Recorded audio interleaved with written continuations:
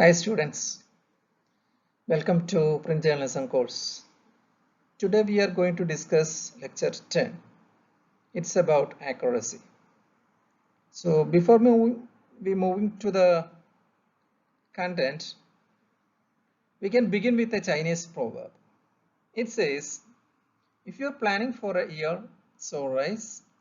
If you are planning for a decade, plant trees. And if you are planning for a lifetime, educate people. So that proverb itself highlights the importance of education.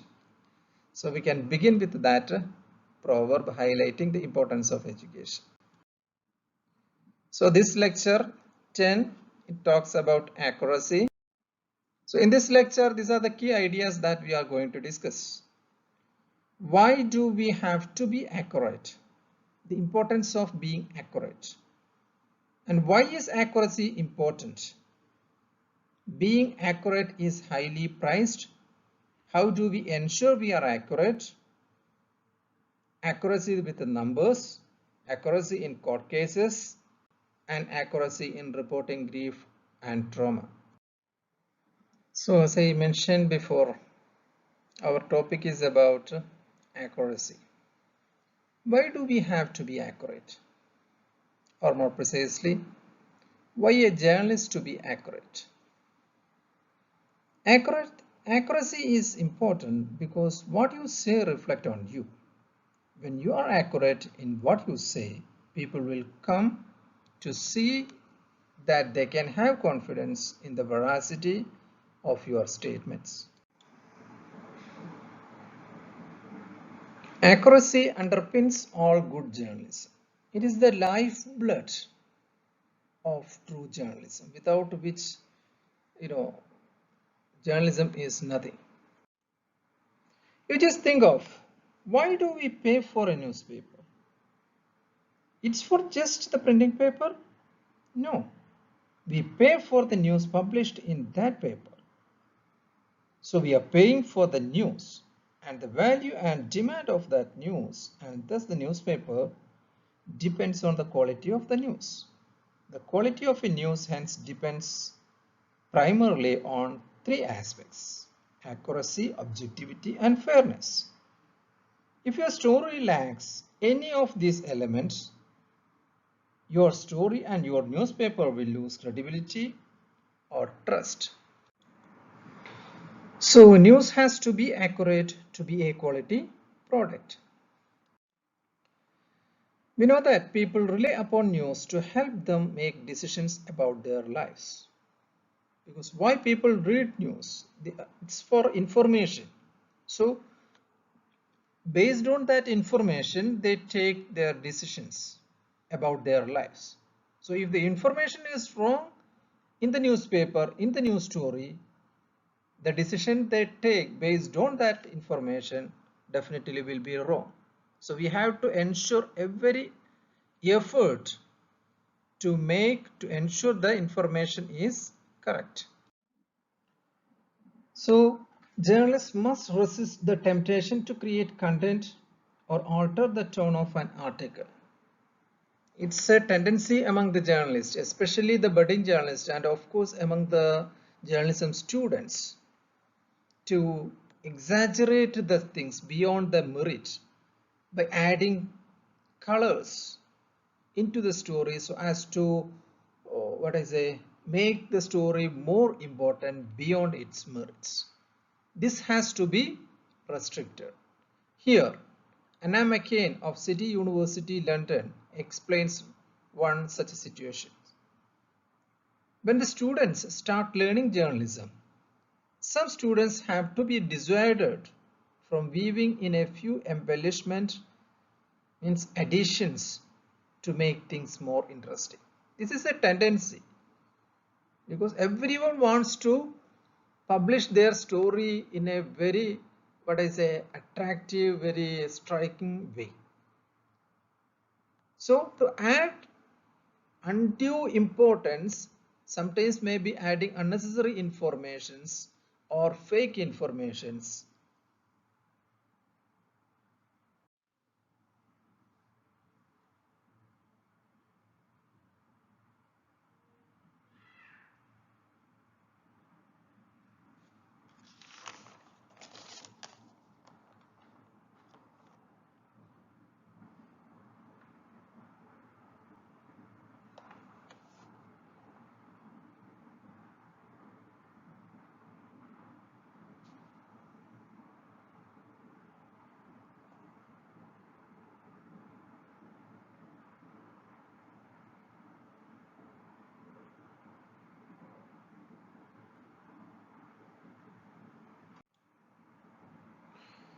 Once you go after this kind of tendency, that will spoil your career, because it's only by being fair and accurate that journalism retains its authority. And once you caught for this kind of wrong things, that may spoil your career and spoil the credibility of the newspaper as well. So we have to be very vigilant on that. There are lots of such instances of such kind of cheating that even well-known journalists of reputed newspapers adopted such shortcuts or cheating by plagiarizing informations to make their story important. Many of them were caught later as well. And quite few such instances are mentioned in your course material. One of such instance is about Jason Blair. Over in America, at one of that country's greatest newspapers, the New York Times, a young reporter, Blair, was found in May 2003 to have plagiarized numerous stories. What he did? Blair had plagiarized and fabricated many of the stories he had written for the New York Times. He had copied passages from other publications, created fake quotations, and lied repeatedly to cover up his misdeeds. When it is out, he resigned, and the New York Times published a lengthy report investigating Blair's journalistic fraud. Later, the executive editor of New York Times, Howell Raines, and the managing editor, Gerald Boyd, resigned from New York Times, taking the responsibility. Later, answering to a question to some students on how did he start cheating, Blair said, "It began smaller. The first instant of plagiarism was an unattributed quote taken from the Associated Press story. Actually, he was sure his editors would catch, but no one did catch him. Once you do something that crosses any ethical line, it is easy to go back and do it over and over." So that is the essence. Once you practice this kind of cheating or plagiarism or such unethical practice, and if not caught, you will have a tendency to practice it again and again. So later, at the end, when you are caught, the whole credibility, whole reputation you create will be lost with that incident. And not only your reputation, the organization in which you work as well affects severely. So you have to be very vigilant. We have to avoid from the beginning itself these kind of tendencies. Why is accuracy important? This is why accuracy is important. Without it, we may as well be writers of fiction. Journalists need the public to trust them. Otherwise, the very reason for their existence, means to inform, is lost. Without accuracy, there can be no trust and credibility is shattered. The first lesson most journalists learn is that they have to get their facts right. This requires care and double checking and triple checking. Accuracy simply means getting things right, but there is nothing simple about doing that. Accuracy is slippery. As you read, watch and listen to news reports, you notice that the journalists are usually not the eyewitness to news. We are usually interviewing others who have actually experienced what happened. So, it's our job to take the message that several people have, verify them, sometimes by cross-checking, and then delivering an accurate summary of their experiences to the audience community. It's like the Indian story of an elephant in the dark room. People are asked to go into a darkened room where there is an animal and to come out with a description of the animal that is in there. These are our sources. The persons gathering the information from the people who go into the room are the reporters. The eyewitnesses go into the room. They touch the animal, feel the animal, and they come out and tell what it is like. Depending on where they touch the animal, they believe it is like a pillar, a snake, a wall, or a fan. Which one do we believe? Each person is telling the truth, but no one has the full accurate picture. They responded as they felt. It is your job as a journalist to assemble that accurate picture. Everyone you talk to is convinced that they know the truth. They are being honest. They are not lying. But the truth they are telling you is incomplete. If you could, you would go into that room and turn on the lights so that you could get the true picture. But it's not always possible. It's up to you to keep talking to people until you get the full picture. So, after we gather information from our sources, we must check it. One important way to verify information is by comparing what we hear from different people or sources. We can also use outside information. If we hear the elephant call from inside that room, we can bring in some independent sources or information to help us find the true picture. So, accuracy means taking the time to get everything right. It means checking with several sources and not just going with what the first person tells you. It means comparing sources. It means being very careful with how you get their information down.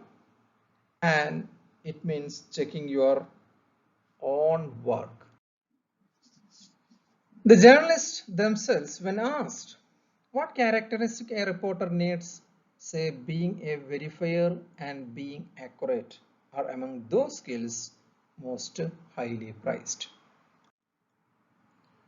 They know that they have that duty to do all that they can to present as accurate a picture as possible to the public. We want to be accurate in large ways as well as the small ways, because just like with that elephant, it is possible to get every single fact right, but to get the story wrong because you choose the wrong facts or an incomplete set of facts. This leads us to fairness. We cannot be accurate in a big sense if we do not choose our source of information fairly. If we set out to prove a certain version of the truth that we prefer, we cannot be accurate. Remember that idea of being a truth seeker as a journalist. Here is another interesting story of not being accurate. This story published in the Caravan Herald, a local newspaper in north of England. The newspaper's editor, Ian Lockwood, explains that incident. Last week we wrote about a local boy who had a part in a television program. We said he had got that part because he could play the piano and he had curly blonde hair. Blonde means the golden hair. Next day his grandmother rang up and said we had got it all wrong. Yet when we went through it line by line of that story, there was actually nothing wrong. The problem for the grandmother was that she believed we had implied he had got only got that part in that drama because of his piano play and blonde hair, not because he could act. So this story shows that even small inaccuracies that you may not intend will also create these kind of issues later. So we have to be very careful of such kind of simple, silly, carelessness may cost big. How can we ensure that we are accurate? Here are few points or areas where mistake can happen. And as I told you before, this mistake may sometimes damage your whole career. So these areas, these points are very important from exam point of view as well as when you take journalism as your career. The first one is be careful with names of people.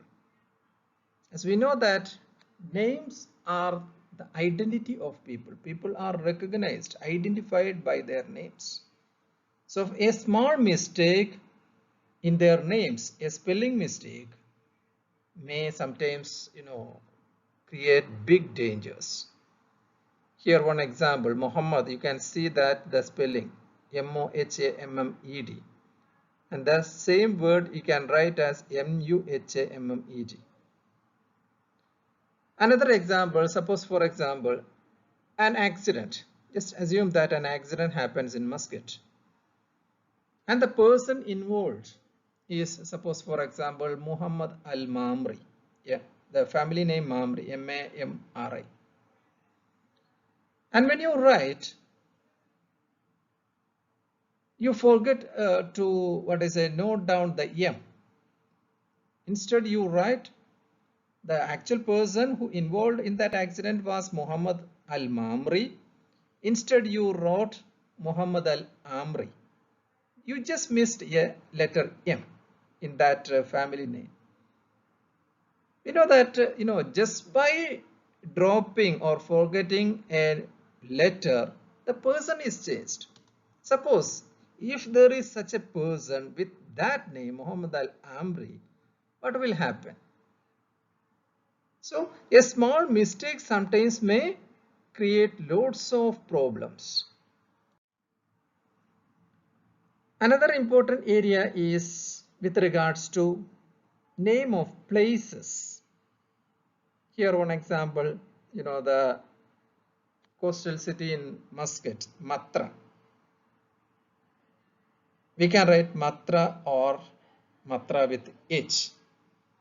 Or else other examples, there are loads of places with a similar spelling in different parts. Like for example, we know very well about the Paris. Paris is the capital of France, one of the very prominent cities in Europe.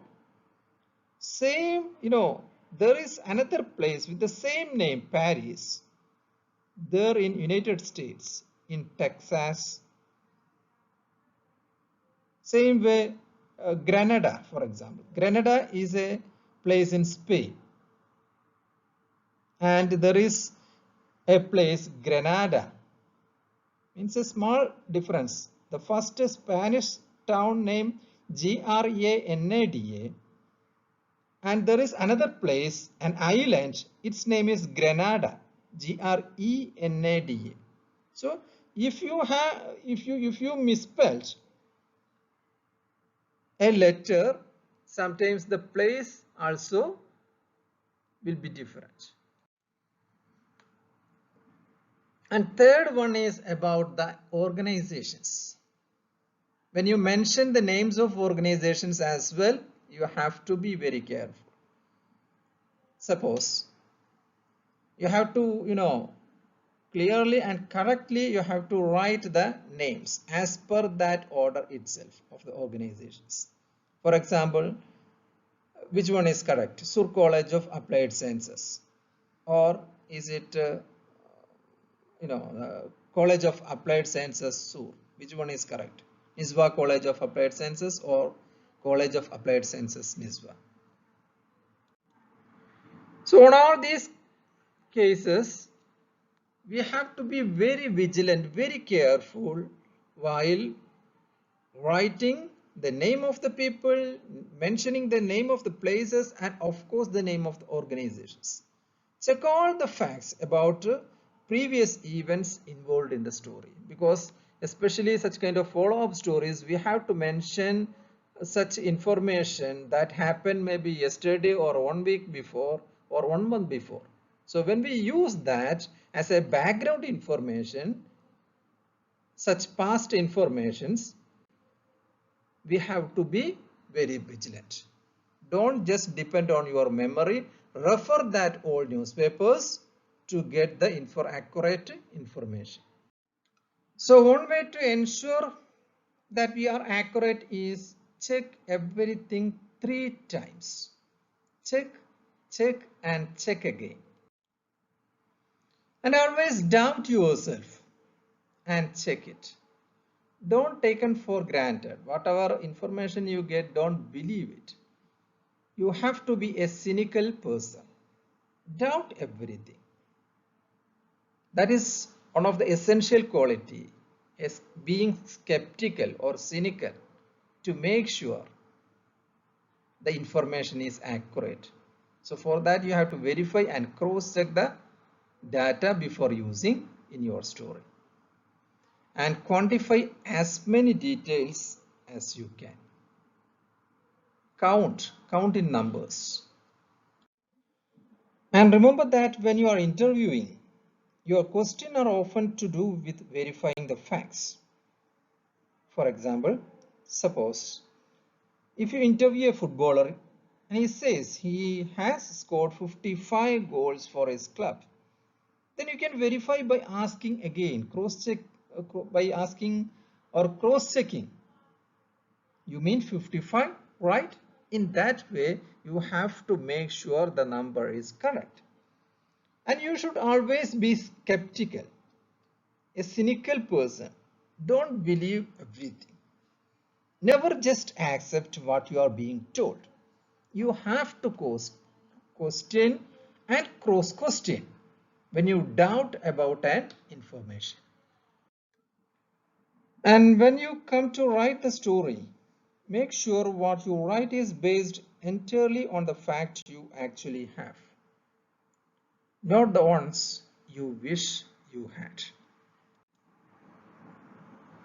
So, while writing, you should ask yourself how your readers will feel about what they are reading. And the more surprised they are, the more you need to check it out. So, whatever information you include in your story, you have to think through the mind of the readers. So you should have a reader's perspective while writing the story. So in an era of breaking news, getting it right all the time is a very difficult task, because we are living in an era of internet, instant communication. We get information within minutes, but still then, sometimes we don't get enough time to verify or cross-check the data. But still, being accurate is more important than being first. You may have to compete with other reporters, but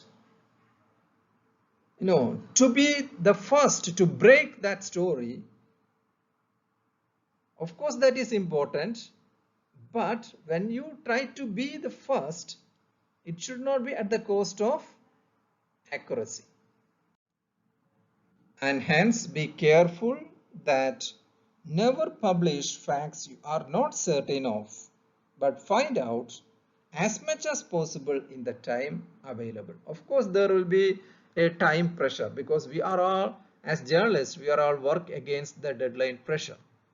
So within the available time limit, try your level best to ensure the information, the facts are correct. Yeah. Here is another example of carelessness of reporters. See this story. It published in the London Times newspaper. So that story was just like this. Britain's largest bat. You know what is bat? In Arabic is, I think, it called miserable. So Britain's largest bat, the greatest mouse-eared bat, which was officially declared extinct in the UK 12 years ago, has been rediscovered hibernating in an underground hole in West Sussex. They can weigh up to 30 kilograms and have ears as long as 3 centimeters. Hibernate meaning to be inactive or dormant for some time. So that bat has been rediscovered in a dormant situation in an underground hole in a place, West Sussex. And they can weigh up to 30 kilograms and have ears as long as 3 centimeters. Can you see what the problem is here? What hasn't the writer visualized? Yeah, here the weight. It is mentioned 30 kilogram. Instead of 30 grams or something 300 grams something, he wrote 30 kilogram. Just assume, think of how much it weighs. 30 kilograms. Something like a big goat size. So what happened? Next day, the newspaper got a letter from one of their readers. So what are these stories saying? That just by a small carelessness may damage the reputation, the credibility of our newspaper. So every word you use, every fact you use must be very careful, and you have to cross check. Otherwise, that may damage your credibility, your trust, and of course your organization's credibility as well. Now we discuss how to ensure accuracy when we're dealing with the numbers. Of course, numbers is a big issue for most of the journalists, and it is one of the hardest part. So in everyday journalism, reporting, journalist has to face with loads of data, statistical data, particularly such kind of surveys. So when you deal with the surveys, you have to be very careful. You don't need to be good in maths, but what required is a bit careful while dealing with the numbers. Why these numbers are important? Because figures are very important, because they add authority to a story. It gives authenticity to the story. And on many occasions, journalist has to go through such kind of surveys as source of news. So when you're dealing with surveys, these four aspects we have to be very vigilant. You should check who produced the survey, how big was the sample size, how representative was the sample population, and what were the questions asked.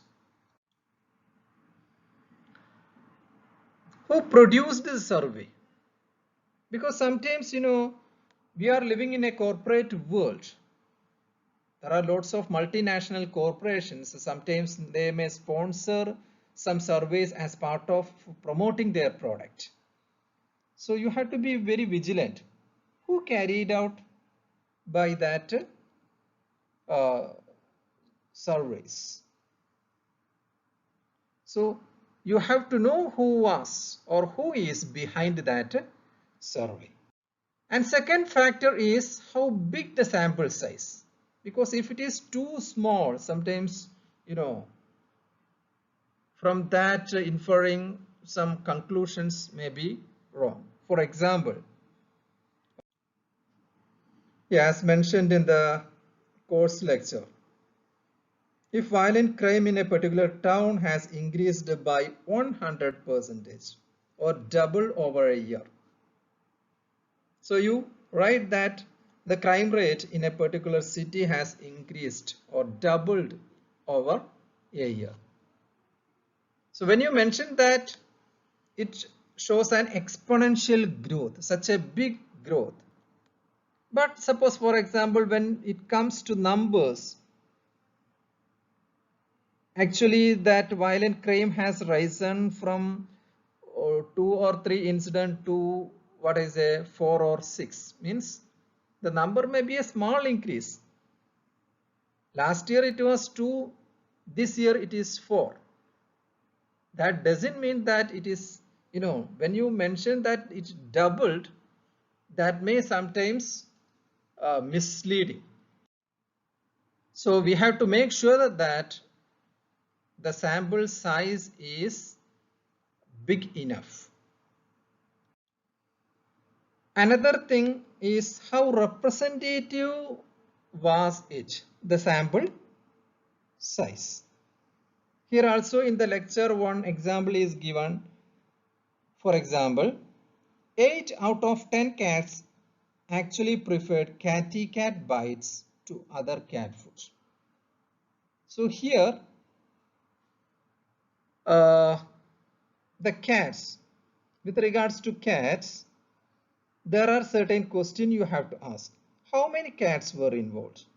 If it was only 10 cats, then it is not large enough. Who were these cats? Or where did they come from? If they are the pets of the employees of that same company and have been fed on that brand of cat food since they were kittens, then it is not a representative sample.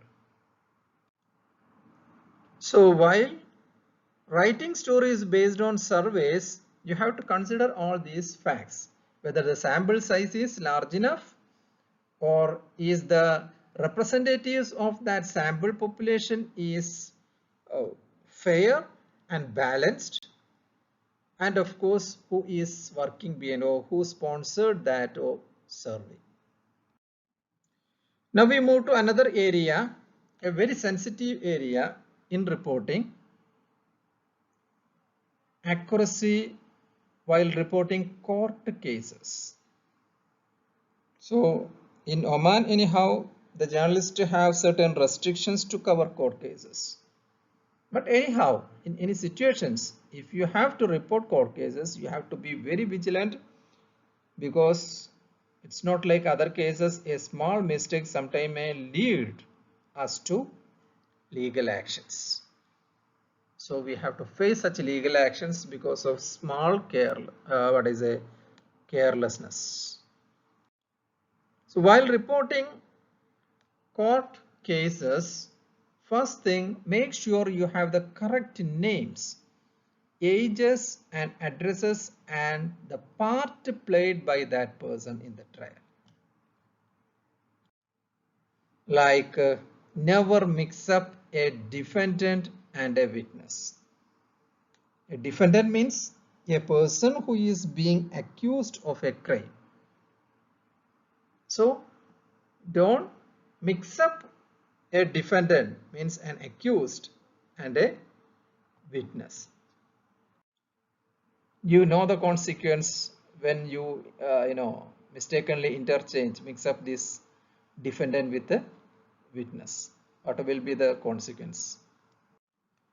If you are unsure of any of the facts with regards to that case, it is better to ask someone, especially such kind of lawyers who deal with that case. And write your story up while the facts are still fresh in your mind. When you delay, because we are not computers, whatever we stored in our mind will vanish after a while. So it is always right as soon as we collect the information, as early as possible, when our mind will be fresh with that information. If you are unsure of any of the facts of the case, check with them with the legal advisor or prosecution or defensive lawyer, etc. And if you report the prosecution's case, you should also report the defense, even if it is on a different day, so as to balance your reporting, so as to ensure the fairness in the reporting, to give due weightage or a chance to present both sides. So fairness and balancing hence is very important while reporting court cases. You have to consider both sides of the case. Now at last, one more important area, very sensitive area that we have to be very vigilant, ensuring accuracy in reporting grief and trauma, because this is very important here in Oman. As part of your routine work, you may have to report these kind of situations, reporting grief and trauma. Grief means such a situations having intense sorrow.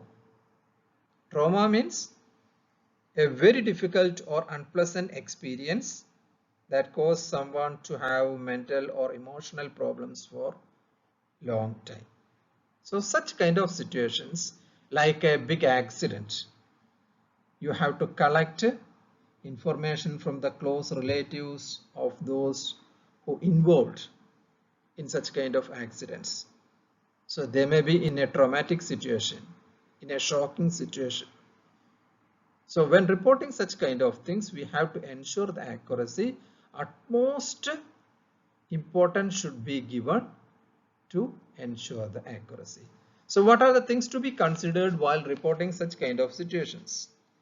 First thing, write in a way which minimizes distress to the audience but maximizes understanding. So if you cover a story well, such kind of a grief or a trauma story well, such stories can inform and educate the audience. It can cajole authorities into action and of course provoke charitable acts. Some actions, charitable actions may be resulted.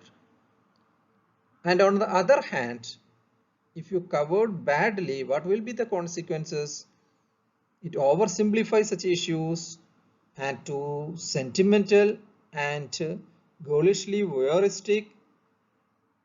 Ghoulishly means terrifically voyeuristic and cause unnecessary anxiety. So all these occasions that we discussed over this lecture highlights that we have to be vigilant to ensure the accuracy, because that is the lifeblood. Accuracy is the lifeblood of journalism. If your story is inaccurate, it will spoil your story, it will lose the credibility, and as I told you before at the beginning, people read the news for getting the right accurate information, and based on which they take the decision that affect their lives. So if your information is not correct, their decision will be wrong. So that may affect their life as well. And just by a small mistake may sometimes spoil or destroy the life of people. So you have to be very vigilant while reporting news to ensure the accuracy. So that's all about this lecture. The points in this lecture we discussed: accuracy underpins all good journalism. It is the essential part of good journalism. Accuracy is essential if journalism is to maintain its authority. And check and again check all facts before you include in your story. Be skeptical, cynical, be doubtful about any information, and try to confirm everything you are told. So you have to cross check and verify before you include in your story. Very careful with the numbers and visualize what you are writing, and never publish facts you are uncertain of. Okay, thank you.